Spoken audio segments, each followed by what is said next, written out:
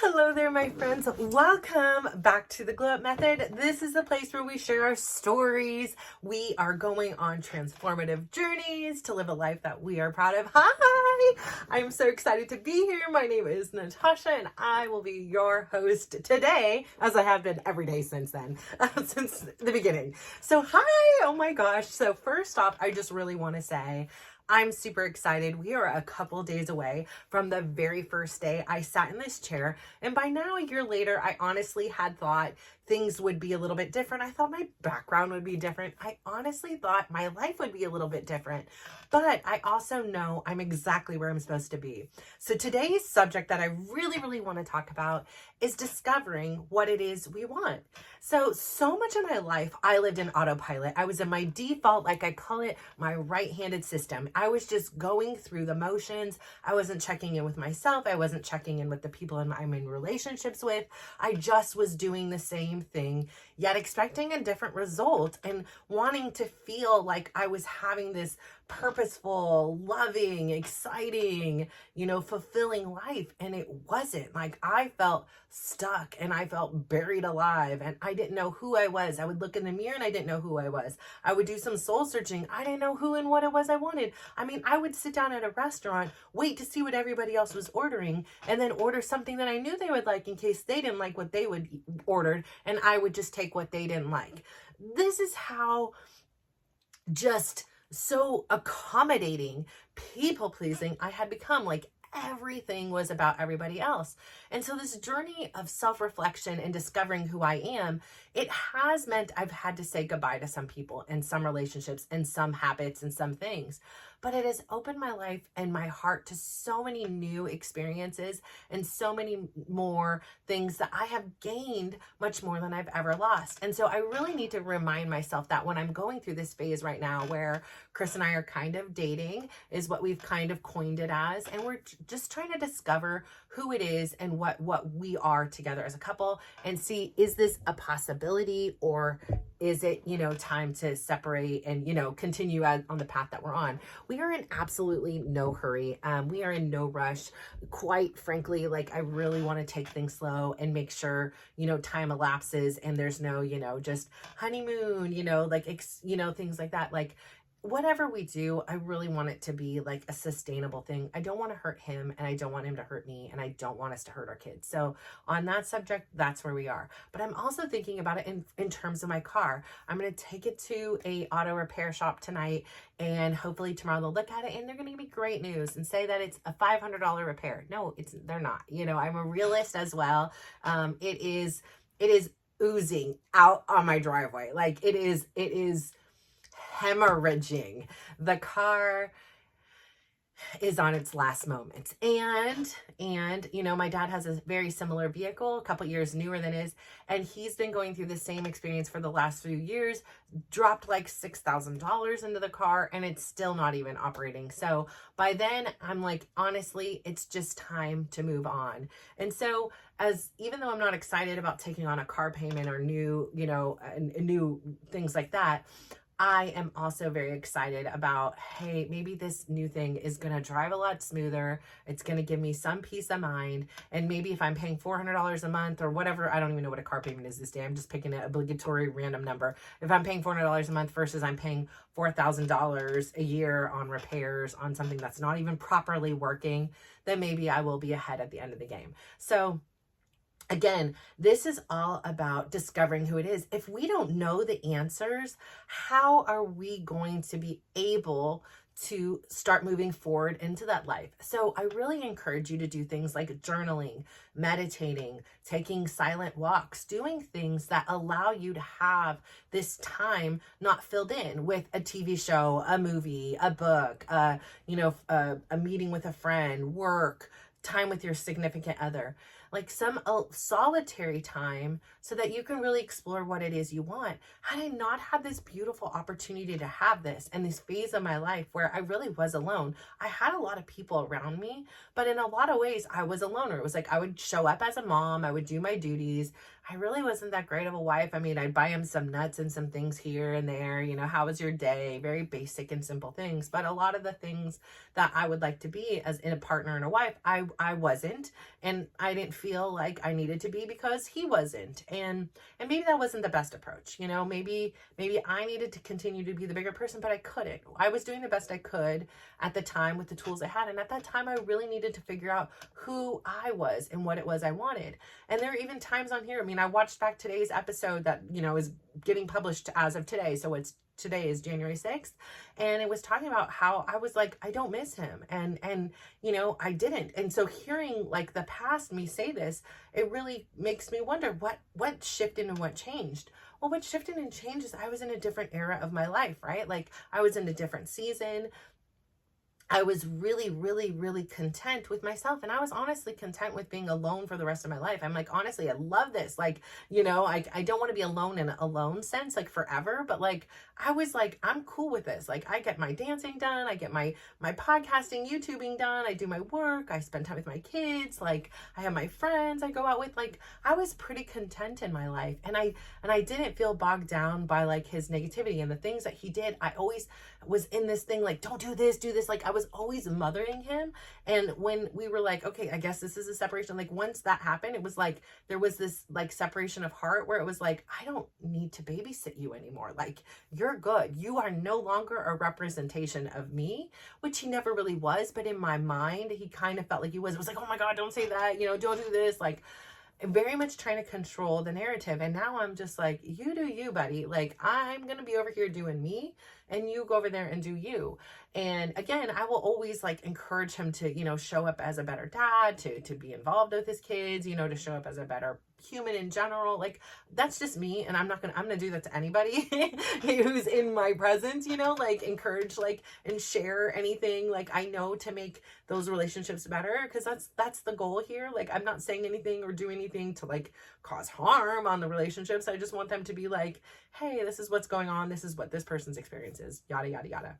So anyways, like, really taking the time to discover what it was that I wanted in my life. And I didn't know. Like when I started this journey, I never ever had anticipated or thought that I'd ever have the courage to put myself out there. Like I've said it before, my uncle used to give me these lectures. That was called a lecture. I didn't really like the word lecture because it felt like I was being lectured, like I was being punished or whatever. And it was so opposite of being a punishment. It was this delightful 30 minutes that he would curate. He would have music. He would have different modalities. He'd sometimes have a YouTube for us to watch. He would have me have homework where I would watch something before and we would discuss it. He would have words of the day. He'd create playlists according to the lesson. He really was a beautiful professor. And if in a different way, in a different time, like if I would have just known then what I know now and gotten the frick over myself, I would have had this beautiful legacy of his plastered on the internet. And, you know, I just thought I was just so stuck in my own head. Like I was 300 pounds. I was like, there's no way I'm going on YouTube and people are just going to, you know, call me fat and troll on me. And every one of my insecurities is going to come out. And so me sitting down here with no makeup on, you know, an old iPhone, what is this, 12 Max or something like that, and a purple background because this used to be my daughter's room, and a Buddha here that was my grandma's that went to my uncle that's now with me. And, you know, just this small space to say like, it doesn't matter how you show up, just show up. Like this is something that brings me purpose and joy, being able to communicate with you guys and being able to share these stories and help to hopefully inspire somebody to live a life of their dreams. If even one person just listens, and even if they're not able to apply it to themselves, but they can teach it to somebody else, great. Like, and share it with somebody. So my uncle gave me these lectures and he was like, let's just YouTube, because he loved YouTube and my aunt loved YouTube. Like, let's just put them on YouTube. And it was just like, yeah. And I taped a couple of them and I taped it him, but I was embarrassed because he was bedridden and the house had hoarding. And I was so worried about being judged and having him be judged that it held me back from something that I now have a regret for. So that's why for me sitting here in my son's gaming chair, you know, that's squeaking and, you know, not the most comfortable thing in this thing, it's like, I no longer am worried about being judged when it comes to this situation with my relationship with Chris. Yes, there are people in this world that know my side of the story, that know his side of the story. And there's kids in this house that know both sides of the story. and are creating their own story. And if I sat here and worried about what other people thought of me, which for so many years I never would have been honest with myself or with him. Well, first off, I never would have took the time to figure out what it was I was feeling. I would have pushed it away. I would have brushed it away. I would have smushed it away. I would have whatever, instead of just sitting with the feelings and being like, I don't get it. Like, my head has about a gazillion reasons to focus on why I should dislike this person immensely. But my heart over here, it is like aching. It is just like broken and shattered, and I don't understand why it is him. And it's not over the situation. Like, I literally miss and want to be with him, and it like is almost like overwhelming. And again, if I was so worried about being judged, I wouldn't be in this situation, because I know my kids are going to have opinions. I know everybody else in the world is. But at the end of the day, this is my life and it is his life. It is our relationship. And really, anybody from the outside in can have an opinion on it. But it is my life. Just like I sit down on the thing, anybody can have an opinion. Like, her hair is this, her complexion is this, the lighting is this. Listen, I'm not a professional when it comes to these things. And yes, I could figure out how to be all those things. But on my limited time and ultra limited budget as of right now, this is the best I can. I'm showing up the best I can with the tools I have. And that's my purpose, right? I'm going to try to get better. I'm trying to be more focused and like noticing like, hey, some of my episodes, they seem a little lengthy, some of them are kind of all over the map as far as the subject matter. So really trying to hone in and say, what is today's episode about and how can I be better? Let me each day that I record, let me write down what the subject matter is. So going into it, when I rewatch, I already know what I'm up for, so I can help to write the editing and the description and all those things, and I can expedite the process. So this is a work in process. And yes, it's been a year and there's been breaks and vacations and things like that, but this has almost been a year of steady filming, and steady since September 9th publishing. And that's huge. Like, I want to say congratulations to me and congratulations to you for showing up and still, subscribing and being a part of my journey here. I really do appreciate you and every single one of those likes, like and comments and subscribes. Like, it means so much to my heart here. Because I've always had this thing where it's like, it's about showing up and having that consistency. And that's where I am, and having the honesty and the vulnerability. And that begins with being honest and vulnerable with yourself. I had to be honest and vulnerable with myself and say, I don't know what I want to be when I grow up. I don't know. I never investigated it. And it didn't come overnight. I had to start doing certain things. And as each thing came and happened, I kind of have evolved. And I'm like, yes, it's like exploring. It's discovering who you are and what things, just bring you joy. I love talking with people. Like, I could do it all day, all night. I love hearing their perspectives. There is no, enough of it for me. Which is why I'm so blessed to be in a big family, because there's always somebody to talk to here, right? There's somebody to listen to my Tasha TED Talks up here.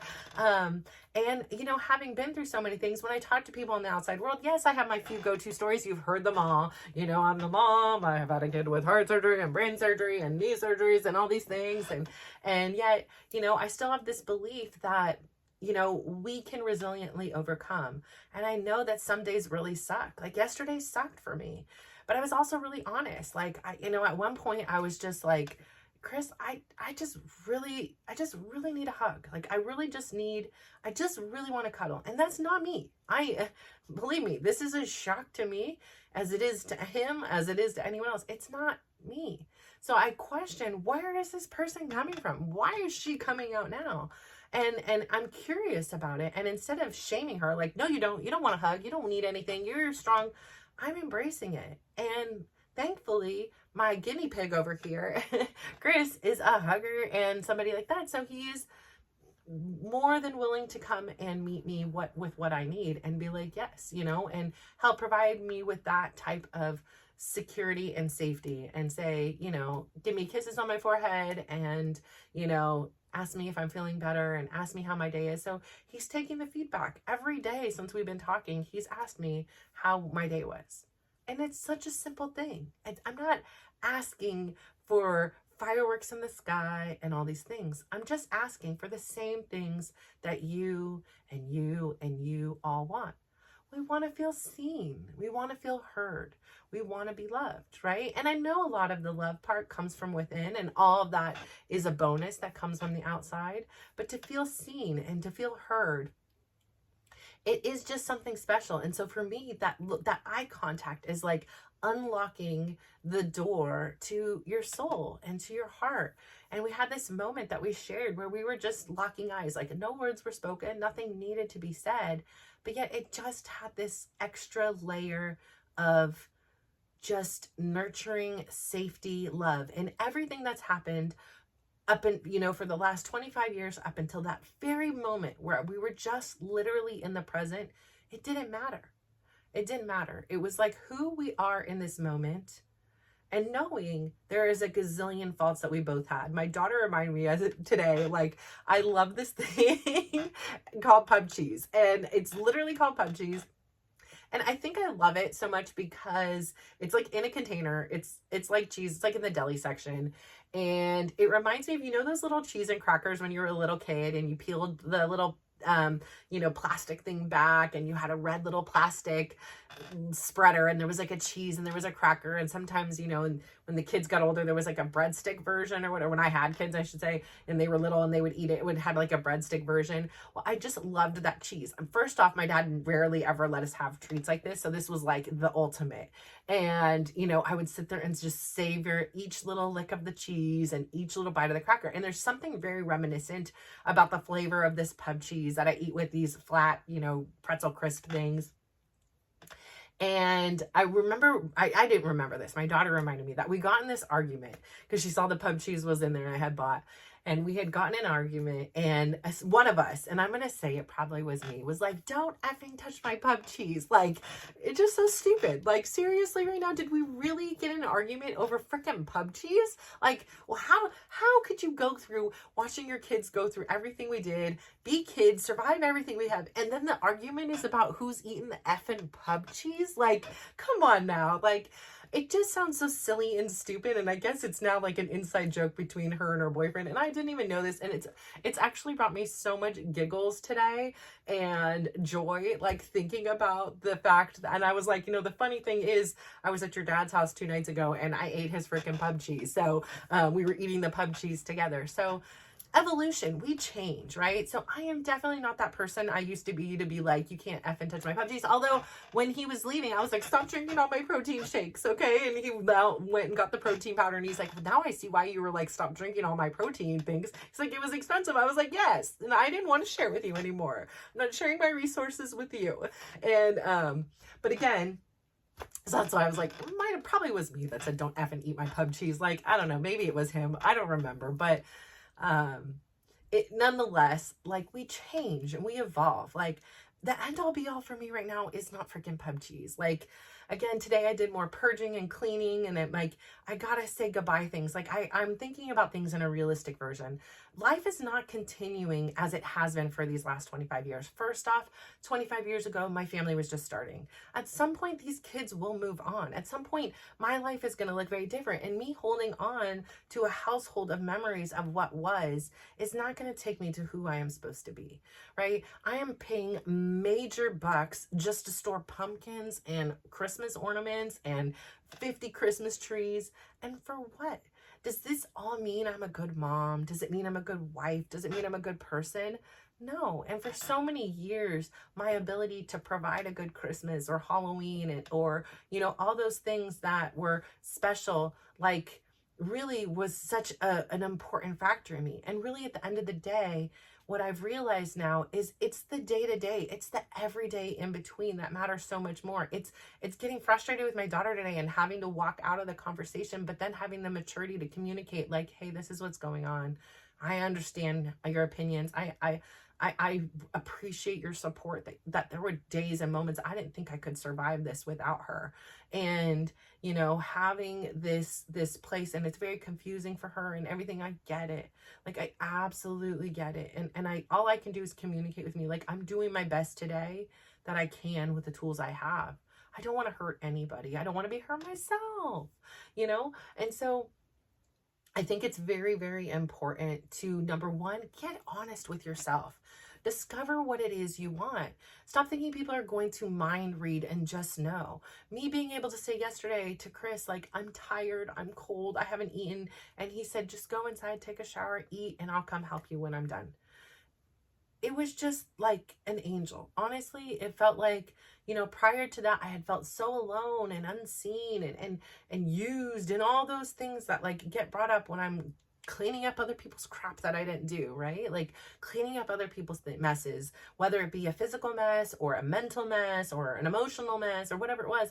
And then to be able to honestly communicate that to him, and then for him to be, like as receptive and like, don't worry, and just as kind as he was. And then to later on say, you know what, I'll come and help and finish. And he did. And him and I were out there for another hour and a half, from 10 o'clock to almost 12 o'clock, finishing putting everything away. And now it is all away. And there is peace in the garage until I could start donating some more of that stuff away. So today was a big day about continuing in this purging of stuff and this cleansing of items that is taking up a lot of time. Like, I don't want to continue to walk into my garage and just see all these piles of things that I need to do. So that's what I've discovered. Like the peace brings me peace. The clarity within my room. When my room is clean, my mind is clean. When you walk in here, it is a symbol of who I am. So it's so important on Sunday for me to dust and vacuum and do all those things so that my place in my week start in peace. And yeah, turmoil and things are going to happen in between, right? There's going to be unexpected surprises. But then this, at least I'm operating from a solid, stable foundation. And that is really important to me to be able to function in this world. And when I'm operating from a stable foundation, which I've only realized in my discovery process, my room used to be a heck of a lot of like a teenager's room. It was just clothes everywhere and toys everywhere and things everywhere. And it was just chaos. And I've learned that for me, I don't operate well in chaos. I get anxiety. I start yelling at people and I don't operate well from that space. So being able to calm down, which my daily dose of dysregulation in those cold showers that I hate, has really helped me to be able to learn how to breathe through those situations, right? The meditation has helped me to quiet my mind. It's helped me to take me to another place, even if it's just 5 minutes, that I'm not having to do anything else, but just focus on myself and focus on nothing. And sometimes things come in. Yes, I'm no perfect, meditation person over here, but I'm learning. I'm doing it perfect for me. This is exactly what I need. And that's where I'm meeting myself. And practicing these self-care things, whether it be I'm putting creams on my face or my body or scalp massaging, or sometimes a gua sha. Like most times I've been very busy. So those things, again, like I say, they end up taking like the side thing. But learning how, like today, I took a walk with my son in the day. I'm like, hey, the sun's out. You have to compete in a few hours. You want to go for a walk? We took a walk. We had a meal together. Those kind of things are self-care. Those things are loving and nurturing. And I really enjoy implementing them into my life. And so I encourage you to implement those things so you can have this place where you have this solid foundation of things and these tools that you can reach for when life gets a little chaotic, and you can just give yourself a little bit of a break. I mean, even when I'm feeling, in this situation, chaos, I will take a walk. I will do other things. I will meditate. I will shower. I will do these things, and they help kind of reground me again. And discovering what it is I want, and where I want to be. Lately, so many things, like writing my book and sitting here and communicating with you guys. And maybe one day I'd love to do like a speaking event or something like that, where I can really interact with people face to face in a group setting. I love that, so many of us are going through different things, and I've been through a lot, and I just am like a survivor. I'm like, here, I want to say, if I can do it, you can too. Honestly, there's nothing so spectacular about me. I wasn't lucky. I'm not, I wasn't gifted, I am doing my best, and I show up and I continue to do my best every single day with consistency. And some days I'm better than the others. Some days I have more energy or effort or whatever it is. and others aren't, but I'm just meeting myself where I am, and I don't beat myself up for the more challenging days, but I love to celebrate the ones that I'm like, hell yeah, that was a good day. Like, I was able to do that and accomplish these things. So sitting here with you is a testament. It is the representation of doing day in and day out and continually wanting to improve. I don't just sit here and say, let me just be the way I was that first day. No, I think I was taping like an hour and a half, like blah, blah, blah, blah, blah, blah, blah. Like, I honestly was like pained watching it. I'm like, okay, I have so many, let's just skip. Like, let's just fast forward. And I'm like, no, this is part of the process. This is when you were overweight. This is when you didn't know what you were doing. This is when you were scared and petrified and doubted it would work and unsure if you would be able to even be consistent with it. Let's see, you know, how it goes. And then the next thing you know, we're here nearly a year later, and I'm like, dang girl, you did it. You did it. And it wasn't about the outcome. It's not like I'm like, oh my gosh, I only have this many followers, or I only have this many subscribers. Are you kidding me?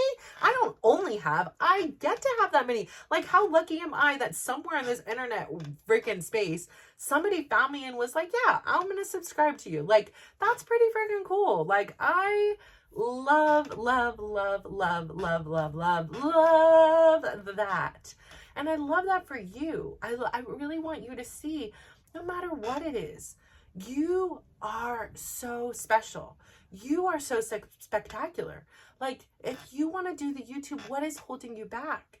Is it your fear of being judged? Hi, I was there for so long. And being able to sit here with no makeup, and on occasion I'll have my makeup on because I have it done or whatever. On occasion my hair will be done because I did whatever that day. But 90% of the time, I'm just rolling up as me. And some people are going to love me.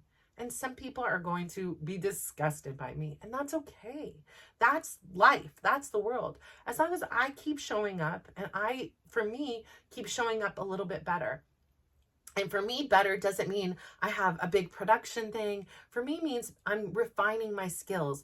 I'm learning, okay, let's have a focus thing. Let's help our viewers to understand, what are we talking about today, instead of being like all over the map with whatever possibilities. And of course, there's my stories. So they come in and they go all over the map. And my life, it's crazy. I have 4 kids that still live at home, and I have a significant other that I don't live with, but I want to live with. And I didn't want to live with him 3 months ago, right? Like, so life is crazy. Things are happening. I don't know what's going to happen from one day to the next, and neither do you.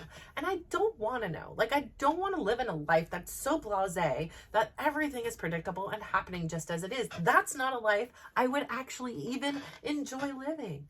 I want to live life. I want to be able to use these tools. And yes, it sucks because sometimes they're really hard, like, days, right? But sitting there yesterday, after finding out my car is leaking from like 6 different spaces, and then my battery dying, like my default system, I felt like in a whoosh, it wanted to rock back in. And I just said, patience is power. Patience is power. I'm not going to break down in tears. This is not the end of the world. I have never missed a car payment when I've had a car payment. I have always had a car. Like, thankfully, as the life would have it, my little intuition birdie said, get that car fixed. And my car was fixed literally last week and given back to me. So I'm not stranded. I'm not in a panic. It's not an ideal situation, but it's going to be okay.